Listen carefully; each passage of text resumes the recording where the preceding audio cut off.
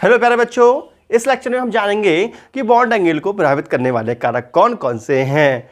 ये लेक्चर जानना बहुत ही जरूरी है क्योंकि आपके लिए कुछ मॉलिक्यूल्स दिए होंगे और कहा जाएगा बताइए बॉन्ड एंगल किसका सबसे ज़्यादा होगा या किसका कम होगा। तो उन क्वेश्चनों के जवाब तभी दे पाएंगे आप जब बॉन्ड एंगल को प्रभावित करने वाले कारक आपको पता होंगे। तो चलिए स्टार्ट करते हैं लेक्चर। तो हेडिंग डालेंगे फैक्टर्स इफेक्टिव्स बॉन्ड एंगल या बंद कोण को प्रभावित करने वाले कारक। तो सबसे पहला जो कारक है वो है हाइब्रिड ऑर्बिटल। ठीक है, पहला क्या है बेटा? Number of hybrid orbital. Hybrid orbital की संख्या होती है, ये बॉन्ड एंगल को प्रभावित करती हैं। कैसे? देखो बेटा, जो बॉन्ड एंगल होता है, बॉन्ड एंगल एंटी प्रोपोर्शनल होता है नंबर ऑफ हाइब्रिड ऑर्बिटल। ठीक है, देखो इसको कुछ समझते हैं एग्जाम्पल से। जैसे नंबर ऑफ हाइब्रिड ऑर्बिटल्स देख लेते हैं। हाइब्रिड ऑर्बिटल्स को हम एक्स से रिप्रेजेंट करते हैं। तो देखो 2 3 4 5 6 7 होते हैं हाइब्रिड ऑर्बिटल। हमने बताया आपके लिए। संकर्ण क्या हो जाएगा यहाँ पे बेटा? हाइब्रिडेशन देखते हैं।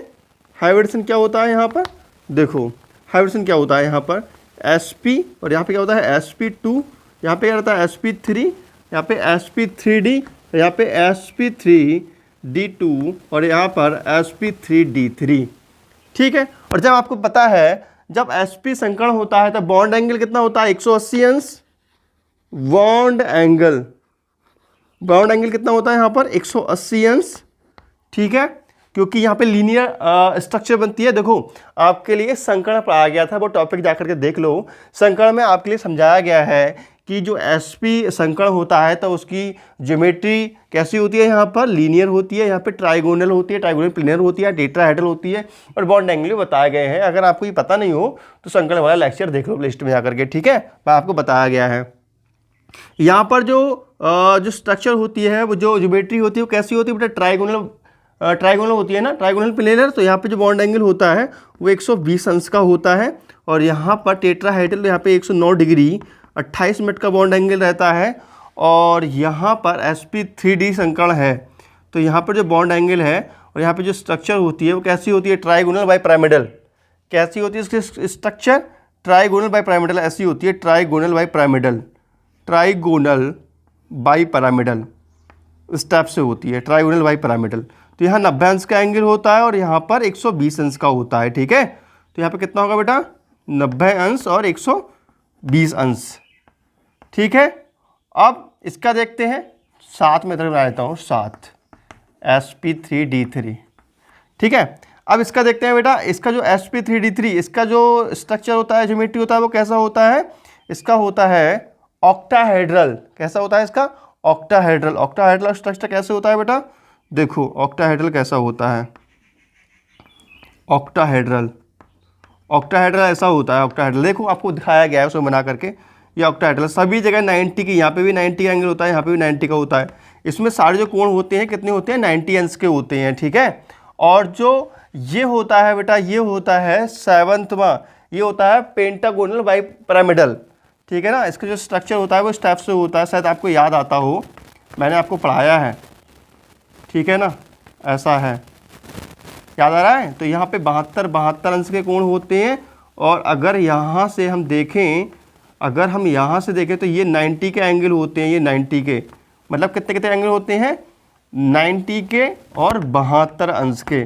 ठीक है ना, कुल मिला के आप ये याद रखिएगा कि देखो बेटा, यहाँ पर जब हाइब्रिड ऑर्बिटल 2 है तब बॉन्ड एंगल कितना है? 180 अंश। हाइब्रिड ऑर्बिटल 3 होगा तो बॉन्ड एंगल 120 अंश। हाइब्रिड ऑर्बिटल 4 है तो बॉन्ड एंगल 109 अंश। बॉन्ड एंगल 5 है तो 90 अंश। 6 है तो 90 अंश। 7 है तो 72 अंश। कहने का मतलब ये है जैसे जैसे हाइब्रिड ऑर्बिटल संख्या बढ़ रही है वैसे वैसे बॉन्ड एंगल घट रहा है। ठीक है, और बॉन्ड एंगल ये आपको पता ही है, ये मैंने आपको बता भी दिए। कहने मतलब ये है जहाँ पर नंबर ऑफ हाइब्रिड ऑर्बिटल ज़्यादा होंगे वहाँ बॉन्ड एंगल कम होगा। ठीक है, उदाहरण से ऐसे समझ सकते हो। ये तो मैंने बताई दिए काफ़ी उदाहरण। और देख लो बेटा, जैसे कि CH4 है, ठीक है। CH4 इसका बॉन्ड एंगल CH4 हो गया, और CH4 एक आध और ले लेते हैं एग्जाम्पल। CH4 हो गया, चलो CH4 में यहाँ पे बॉन्ड एंगल कितना होता है 109 डिग्री 28 मिनट का होता है, ठीक है ना। और इसका BF3 ले लेते हैं, BF3। चलो दोनों का निकालते हैं हाइब्रिडेशन क्या होगा, संकर्ण निकालते हैं दोनों का, ठीक है।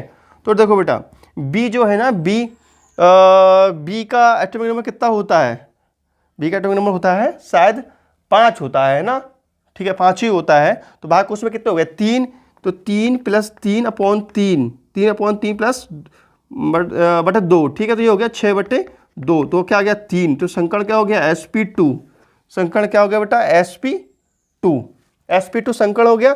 तो स्ट्रक्चर कैसी होगी इसकी ये होगी ट्राइगोनल प्लेनर, संकर्ण स्ट्रक्चर कैसे होगी ट्राइगोनल प्लेनर। तो कितना होगा एंगल 120 अंश का, ठीक है। अगर मान लीजिए CH4 देख लो, यहीं पे CH4 देख लो, तो CH4 दिख नहीं रहा होगा मुझे लग रहा है, ठीक है। तो मैं ये सब नोट करो आप, मैं फिर मैं आपको बताता हूँ CH4 का भी। नोट करो बेटा इतना फटाफट।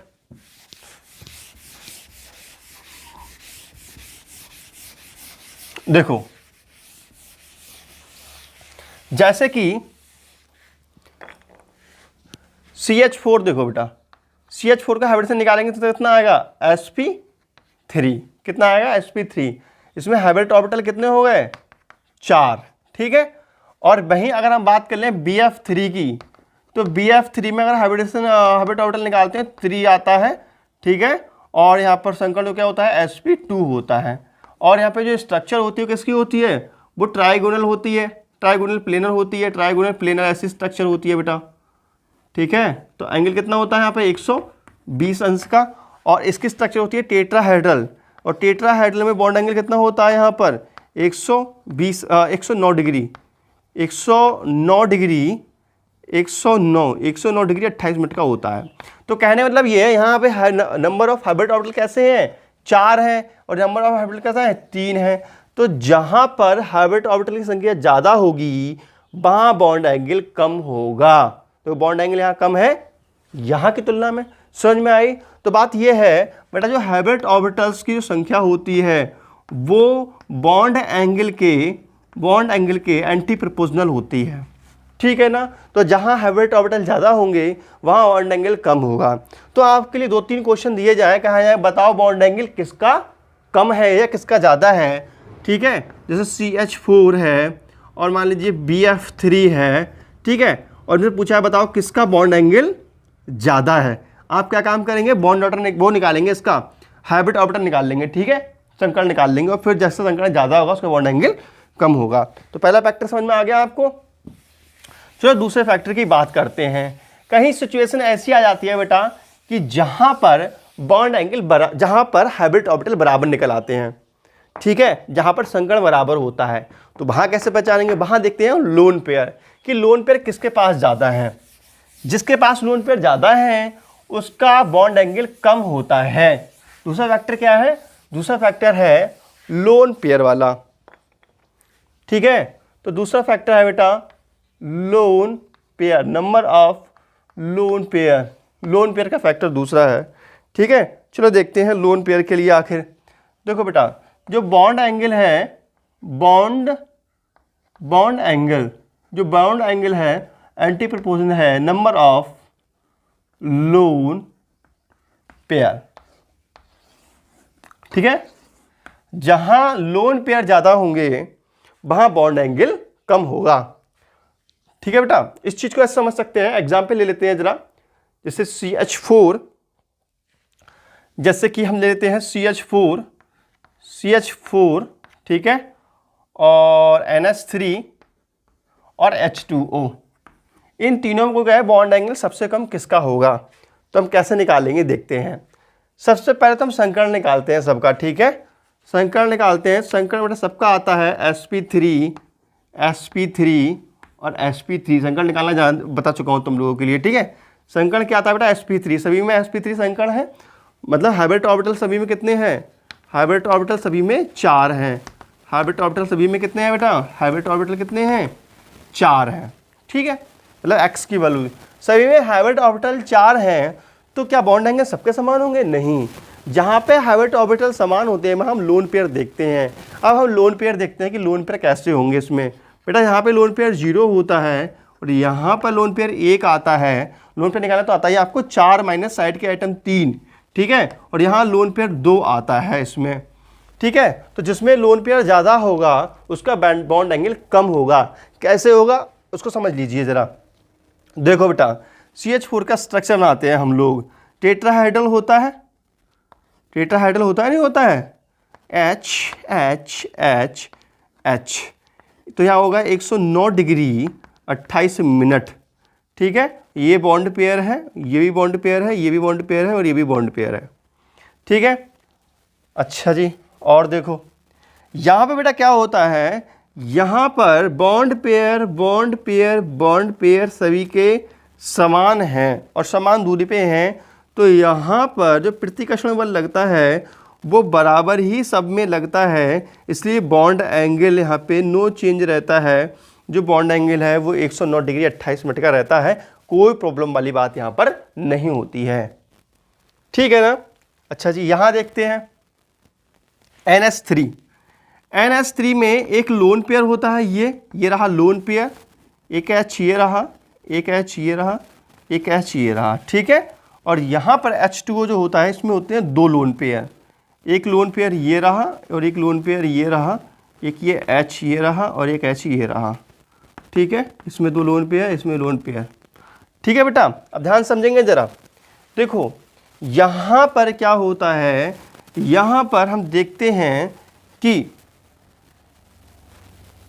नाइट्रोजन है, नाइट्रोजन के पास एक लोन पेयर है। तो यहाँ पे बेटा ये होते हैं बॉन्ड पेयर, इसके पास ये बॉन्ड पेयर, इसके पास ये बॉन्ड पेयर, इसके पास ये बॉन्ड पेयर है, इसके पास ये बॉन्ड पेयर है।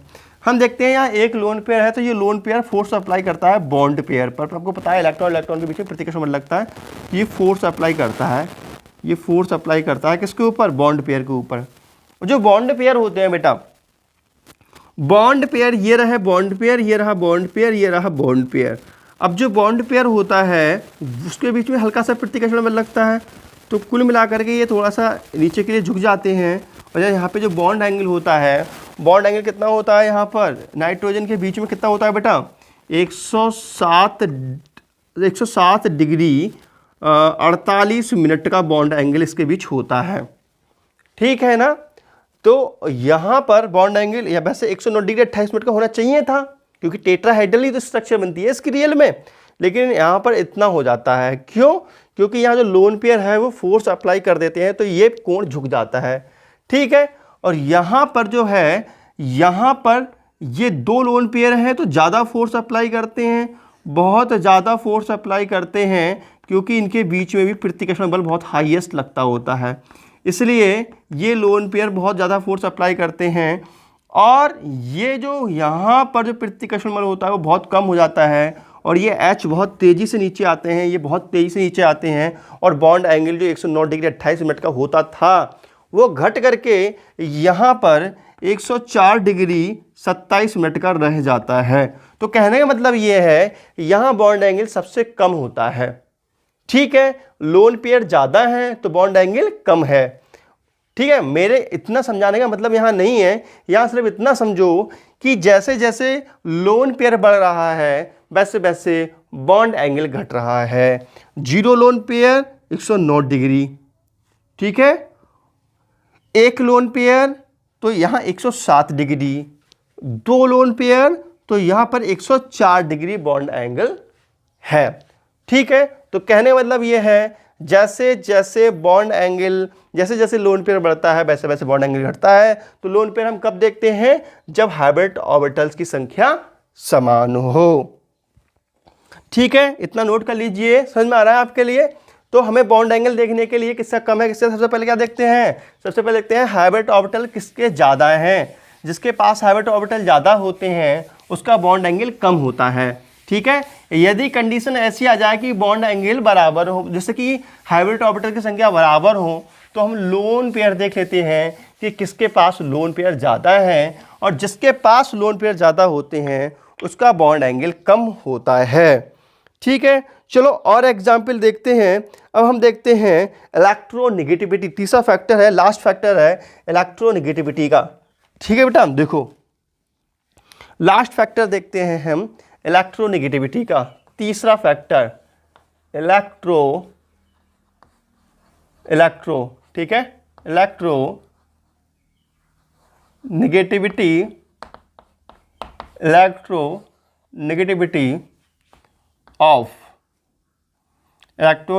ऑफ सेंट्रल एटम की इलेक्ट्रोनेगेटिविटी देखते हैं बेटा। इसका क्या फैक्ट है, देखो जहां पर मतलब जो bond angle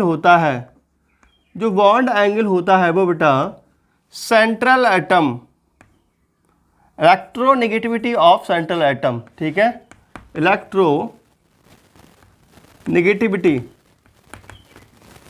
of central atom, ये इसके समानुपाती होता है। जहां पर जो केंद्रीय परमाणु है अगर उसकी इलेक्ट्रोनेगेटिविटी कहीं ज़्यादा है तो आप मान लीजिए कि उसका बॉन्ड एंगल भी ज़्यादा ही होगा। ठीक है, ये तीसरा फैक्टर है, लास्ट फैक्टर है ये। इसको हम कैसे समझ सकते हैं, इसको हम ऐसे समझ सकते हैं, एक दो एग्जाम्पल ले लेते हैं। जैसे कि देखो बेटा NH3 देख लेते हैं और PH3 देख लेते हैं। ठीक है, तो देखो बेटा NH3 और PH3, ठीक है, NH3 और PH3 में देखते हैं कि किसका बॉन्ड एंगल कम है या किसका बॉन्ड एंगल ज़्यादा है। तो मेरे अकॉर्डिंग मैंने आपको फैक्टर बता दिया। ठीक है, और यहाँ पर देखो बेटा, यहाँ पर अगर हम हाइब्रिड ऑर्बिटल देखें तो यहाँ पर नंबर ऑफ हाइब्रिड ऑर्बिटल यहाँ पर जो होते हैं वो 4 होते हैं। ठीक है, संकर्ण क्या होता है, sp3 संकर्ण निकल के आता है और यहाँ पे हाइब्रिड ऑर्बिटल 4 होंगे और संकर्ण sp3 निकल के आएगा। लोन पेयर देखोगे तो लोन पेयर भी 1 आएगा और उसमें भी लोन पेयर 1 आ गया, पड़ गया चक्कर में। जब यहाँ पर दोनों कंडीशन इक्वल बैठ जाती हैं तब यहाँ पर हम देखते हैं कि इलेक्ट्रोनेगेटिविटी किसकी ज़्यादा है। तो यहाँ पर जो N है, नाइट्रोजन है, इसकी हाई इलेक्ट्रोनेगेटिविटी होती है, हाई इलेक्ट्रोनेगेटिविटी होती है किसकी तुलना में, ये फास्फीन की तुलना में, ये P की तुलना में। ठीक है, और P की यहाँ पर लो इलेक्ट्रोनेगेटिविटी है। तो जहाँ पर इलेक्ट्रोनेगेटिविटी ज़्यादा हो जाएगी उसका बॉन्ड एंगल ज़्यादा हो जाएगा। तो कहने का मतलब ये है NH3 का बॉन्ड एंगल ज़्यादा होगा PH3 से। ठीक है, तो ये तो हमने समझ लिया, लेकिन रियल में इसको हम समझे कैसे, इसको बहुत अच्छे से समझे कैसे। चलो समझते हैं इस चीज़ को भी, ध्यान से समझेंगे। देखो बेटा, जैसे कि N, अब यहाँ पे H तो 3 बनाने हैं हम लोगों के लिए। ठीक है, और यहाँ पे रहा P और यहाँ पे 3 H तो बनाने हैं हम लोगों के लिए। और एक लोन पेयर तो दोनों में बनाना ही बनाना है, एक लोन पेयर तो दोनों में ही बनाना है। तो दोनों की संरचना देखो समान है, वास्तव में टेट्राहेड्रल ज्योमेट्री होती है, 109 डिग्री 28 मिनट का एंगल होता है। परंतु यहाँ लोन पेयर होने के कारण जिनकी जो ज्योमेट्री है वो चेंज हो जाती है और बन जाती है शेप। ठीक है, और शेप में से कितना एंगल होता है बेटा, यहाँ पर जो बॉन्ड एंगल होता है वो होता है इसमें 107 डिग्री 48 मिनट का। ठीक है ना, क्यों अभी बताते हैं आपके लिए। बॉन्ड एंगल देखो, वैसे वास्तव में पहले कितना होता है, 109 डिग्री 28 मिनट का पहले होता है जब ये टेट्राहेड्रल होती है। कितना होता है यहाँ पे, 109 डिग्री 28 मिनट का। ठीक है, लेकिन देखो बेटा, ये P अधिक इलेक्ट्रोनेगेटिव, नाइट्रोजन जो है वो अधिक इलेक्ट्रोनेगेटिविटी एलिमेंट्स है, तो ये क्या काम करेगा, जो बॉन्ड पेयर के इलेक्ट्रॉन होंगे अपनी तरफ को आकर्षित कर लेगा। ठीक है, तो जो इलेक्ट्रॉन होंगे बॉन्ड पेयर वाले इधर पहुंच जाएंगे, बॉन्ड पेयर वाले इलेक्ट्रॉन पास में पहुंच जाएंगे, बॉन्ड पेयर वाले इलेक्ट्रॉन पास में पहुंच जाएंगे। ये बात समझ में आ रही है आप लोगों के? ठीक है, समझ में आ गया। अब देखो बेटा, ये जो है ये फोर्स अप्लाई करता है अपना, ये फोर्स अप्लाई करता है ये लोन पे जब फोर्स अप्लाई करता है तब क्या होता है, ये बहुत पास होते हैं, ये लोन पेयर पास होते हैं। और जब लोन पेयर पास होते हैं तो यहाँ प्रतिकर्षण बल जो होता है वो अधिक होता है। प्रतिकर्षण बल कैसा होता है बेटा, वो यहाँ पे ये फोर्स अप्लाई हो रहा है, प्रतिकर्षण बल कैसा होता है बेटा, वो अधिक होता है। जब प्रतिकर्षण बल अधिक होता है तो ये बॉन्ड एंगल होता है। यहाँ पे प्रतिकर्षण बल कैसा है बेटा, यहाँ पे जो प्रतिकर्षण बल है, प्रतिकर्षण बल अधिक है, और प्रतिकर्षण बल अधिक होने के कारण बॉन्ड एंगल ज़्यादा चेंज नहीं होता। बॉन्ड एंगल जो चेंज होता है वो कितना जाता है, यहाँ पर 107 डिग्री 48 मिनट तो रह ही जाता है। ठीक है, अब यहाँ पर क्या होता है बेटा, यहाँ इलेक्ट्रोनेगेटिविटी कम है नाइट्रोजन की तुलना में, तो इसके जो बॉन्ड इलेक्ट्रॉन जो है, इलेक्ट्रॉन थोड़े दूर होते हैं। इलेक्ट्रॉन मान लीजिए यहाँ पे हैं बॉन्ड पेयर वाले इलेक्ट्रॉन, यहाँ पे थोड़े थोड़े दूरी पे हैं। ठीक है, आपको पता है जब एक जैसी चीज़ बहुत पास पास होती है, इलेक्ट्रॉन जब पास होते हैं तो उनके बीच में नफरत ज़्यादा होती है, प्रतिकर्षण बल ज़्यादा होता है। तो यहाँ पर क्या है, प्रतिकर्षण बल ज़्यादा है, और प्रतिकर्षण बल ज़्यादा होने के कारण बॉन्ड एंगल ज़्यादा चेंज नहीं हो पाया। यहाँ पर क्या है, यहाँ पे प्रतिकर्षण बल थोड़ा कम होता है क्योंकि दूर दूर है ये। ठीक है, और यहाँ पे इसका ये फोर्स तो अप्लाई होता ही होता है, लेकिन यहाँ पे प्रतिकर्षण बल कम होने, देखो यहाँ पर जो पावर तो बराबर लगती है, लेकिन प्रतिकर्षण बल यहाँ पर कम होने के कारण ये तेज़ी से झुकते हैं और ज़्यादा ही झुक जाते हैं। और यहाँ पर जो बॉन्ड एंगल रह जाता है वो 93 डिग्री, ठीक है, 93 डिग्री 36 मिनट, 93 डिग्री 36 मिनट का रह जाता है, 93 डिग्री 36 मिनट का, 93 डिग्री 36 मिनट का बॉन्ड एंगल रह जाता है। ठीक है, और यहाँ पर 107 डिग्री 48 मिनट का बॉन्ड एंगल रह जाता है। तो कहने का मतलब, मेरी बात समझे, ये बात समझे कि बेटा यहाँ पे बॉन्ड एंगल कैसे कैसे चेंज हुआ, किस चीज़ पे डिपेंड कर रहा है। यहाँ पे जो बॉन्ड एंगल डिपेंड कर रहा है वो डिपेंड कर रहा है इलेक्ट्रोनेगेटिविटी पर। यहाँ पर नाइट्रोजन की ज़्यादा इलेक्ट्रोनेगेटिविटी है तो बॉन्ड एंगल यहाँ पर ज़्यादा है। ठीक है, कम इलेक्ट्रोनेगेटिविटी है तो यहाँ पर कम है। ठीक है, ये चीज़ समझ में आई आप लोगों के। चलो ये भी मैं रफ कर देता हूँ। ठीक है, ज़्यादा कथन नहीं समझने, खाली इतना याद रखो, जिसकी इलेक्ट्रोनेगेटिविटी, जिसकी विद्युत ऋणात्मकता ज़्यादा उसका बॉन्ड एंगल ज़्यादा।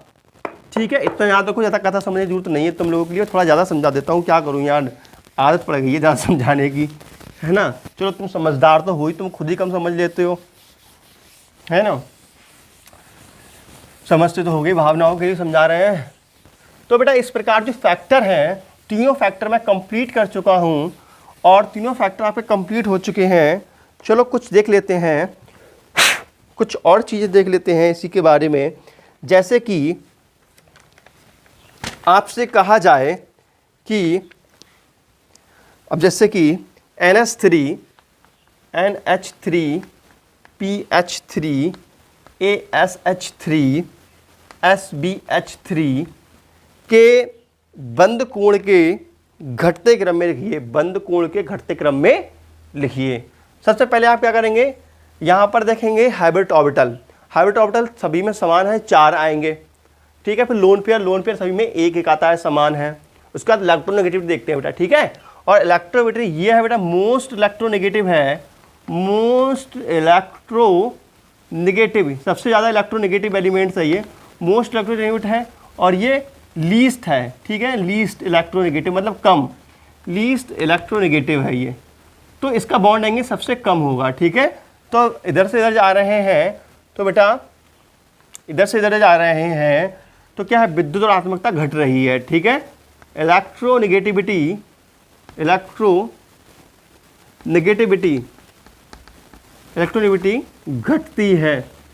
घटती है। जब इलेक्ट्रोनेगेटिविटी घट रही है तो बॉन्ड एंगल भी घटेगा। तो इसीलिए क्या होता है बेटा, जो बॉन्ड एंगल है वो भी घटता है। ठीक है, बॉन्ड एंगल भी घटता है। वास्तव में बॉन्ड एंगल आपको याद करने की जरूरत नहीं है, लेकिन खास के याद कर लो, जैसे कि अमोनिया का, वाटर का, ठीक है, अमोनिया का, वाटर का, और जल, अमोनिया का, वाटर का, और CH4 का, इनके बॉन्ड एंगल याद होने चाहिए आपके लिए। ठीक है, तो फिलहाल मैं इसके बॉन्ड एंगल लिख देता हूँ। इसका 107 डिग्री 48 मिनट का होता है, इसका 93 डिग्री 36 मिनट का होता है। इसका बॉन्ड एंगल मुझे भी याद नहीं है, देख के लिख देता हूँ। इसका होता है बेटा 91 डिग्री 48 मिनट का होता है, और इसका 91 डिग्री 18 मिनट का बॉन्ड एंगल होता है। ठीक है ना, बात समझ में आ रही है।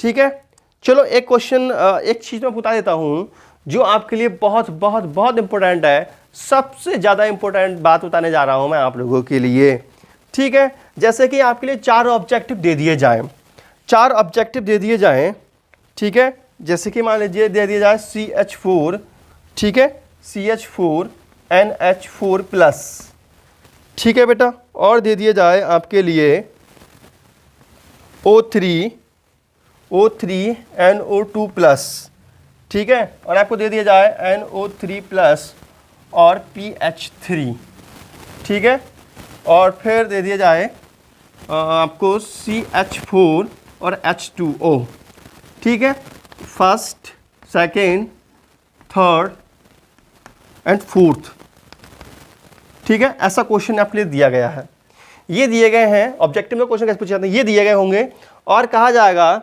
बताइए निम्न में से कौन से स्पीसीज मतलब प्रजाति, निम्न में से कौन सी प्रजाति में बंद कोण समान है, निम्न में से कौन सी प्रजाति में किन अणुओं में बंद कोण समान है। बेटा आप इसके बॉन्ड एंगल निकालेंगे, इसके बॉन्ड एंगल निकालेंगे, इसके बॉन्ड एंगल निकालेंगे, इसके बॉन्ड एंगल निकालेंगे, बहुत टाइम खराब हो जाएगा, ठीक है। तो मैं फंडा बताता हूं। इसका फंडा ये है कि हम क्या काम करेंगे, इनमें हम देखेंगे कि संयोजी इलेक्ट्रॉनों की संख्या किसमें समान है। जिनमें संयोजी इलेक्ट्रॉनों की संख्या समान होती है उनके बॉन्ड एंगल भी समान होते हैं। ये रही बिंदास ट्रिक।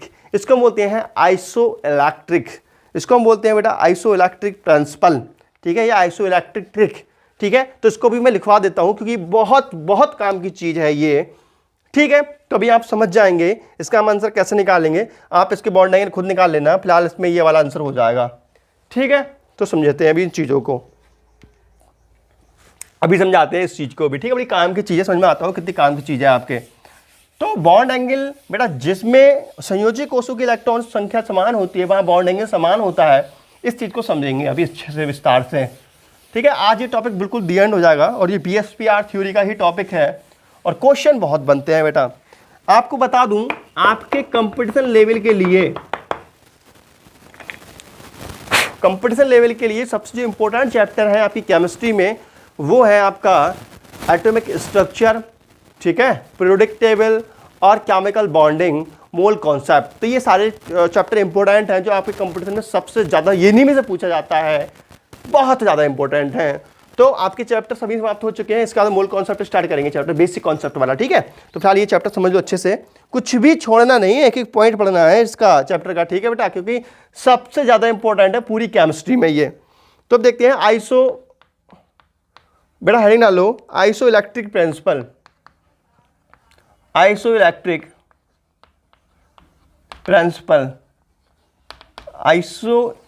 प्रिंसिपल, ठीक है।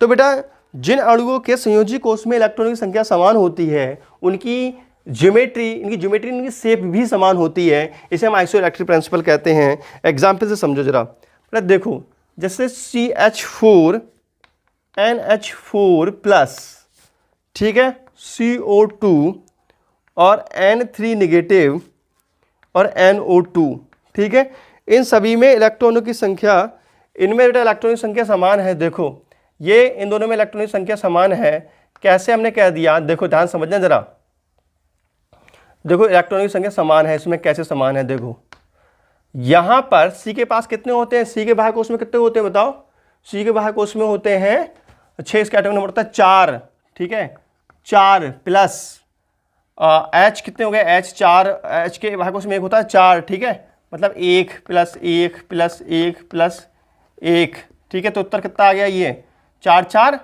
4 4 8, 8 इलेक्ट्रॉन हो गए बेटा, कितना आ गया इसमें 8 आ रहा है, ठीक है।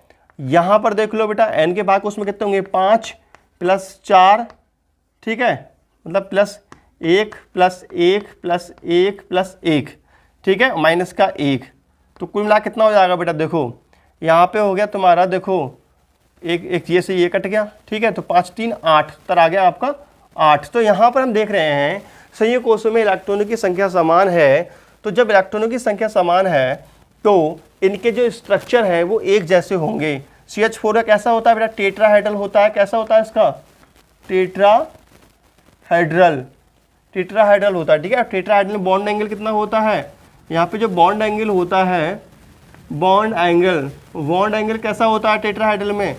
109 डिग्री 28 मिनट का रहता है। ठीक है, तो यहाँ पर जो आपका स्ट्रक्चर हो जाएगा इसका भी टेट्राहेड्रल और बॉन्ड एंगल भी सेम हो जाएगा। कहने का मतलब ये है जिसमें संयोजी इलेक्ट्रॉनों की संख्या समान होती हैं उसका बॉन्ड एंगल समान होता है, ऐसा आइसोइलेक्ट्रिक प्रिंसिपल में कहा जाता है। ठीक है, तो यहाँ पर देख लेंगे बेटा, यहाँ पर देख लेंगे कि कितने कितने इलेक्ट्रॉन आते हैं। तो आप करते रहना, मैं आपको बता दे रहा हूँ, आप काउंट करते रहना आराम से रजिया ओढ़ के। ठीक है, इसमें 18 इलेक्ट्रॉन आते हैं और इनकी जो स्ट्रक्चर होती है सभी की कैसी होती है? लीनियर होती है। बॉन्ड एंगल कितना होगा? 180 अंश हो जाएगा। ठीक है, अब जो O3 है, ठीक है, NO2 नेगेटिव है, इसमें जो बेटा इलेक्ट्रॉन आते हैं इसमें भी 18 आते हैं, इसमें भी 18 आते हैं। और जो इसकी जो स्ट्रक्चर होती है वो होती है बी शेप होती है, बी शेप, या इसको हम बैंट शेप भी कहते हैं, बैंट शेप के नाम से भी जानते हैं। ठीक है, और देख लो बेटा NO3 plus CO3 minus SO3, ये सभी के पास 24 इलेक्ट्रॉन होते हैं। संयोजी कोष में कितने होते हैं? 24 इलेक्ट्रॉन होते हैं। इसको हम बोलते हैं ट्राइगोनल प्लेनर या प्लेन ट्राइंगुलर। ठीक है, प्लेन ट्राइंगुलर। ठीक है, इसकी अच्छा परिभाषा लिखनी है आपको आइसोइलेक्ट्रिक प्रिंसिपल की। लिखो बेटा, जिन परमाणु के संयोजी कोष में, लिखो जिन परमाणु के संयोजी कोष में, जिन परमाणु के संयोजी कोष में इलेक्ट्रॉनों की संख्या, जिन परमाणु के संयोजी कोष में इलेक्ट्रॉनों की संख्या समान होती है, इलेक्ट्रॉनों की संख्या परमाणु के मत लिखो बेटा, जिन अणुओं के लिखो। ठीक है, जिन अणुओं के या मॉलिक्यूल के, ठीक है, जिन अणुओं के या मॉलिक्यूल के, जिन अणुओं के संयोजी कोष में इलेक्ट्रॉनों की संख्या, ये संयोजी कोष में इलेक्ट्रॉनों की संख्या, ठीक है, संयोजी कोष में इलेक्ट्रॉनों की संख्या समान होती है, जिन परमाणु के संयोजी कोष में इलेक्ट्रॉनों की संख्या समान होती है उनकी शेप भी समान होती है, उनकी शेप भी या आकृति भी समान होती है। ठीक है, उसके बाद ये एग्जाम्पल नोट कर लेंगे बेटा। तो सबसे बढ़िया तरीका क्या है पहचानने का? आप फटाफट इलेक्ट्रॉन काउंट करो और बता दो। ठीक है, चलो मैं आपको और एग्जाम्पल देता हूँ फटाफट। तो ये नोट हो गया आप लोगों का, ये जल्दी से नोट करो, फिर मैं इसको मिटा करके और बताता हूँ आप लोगों के लिए। मज़ा आ रहा हो बेटा लेक्चर में? तो लाइक कर दो फटाफट और कमेंट कर बताओ वीडियो कैसा लग रहा है आप लोगों के लिए। थोड़ा टिपिकल टॉपिक चल रहा है तो आपको साथ कठिन लगता हो, लेकिन बेटा ये चीज़ें पढ़ानी तो है ही है, क्या करें, छुड़वा थोड़ा सकते हैं।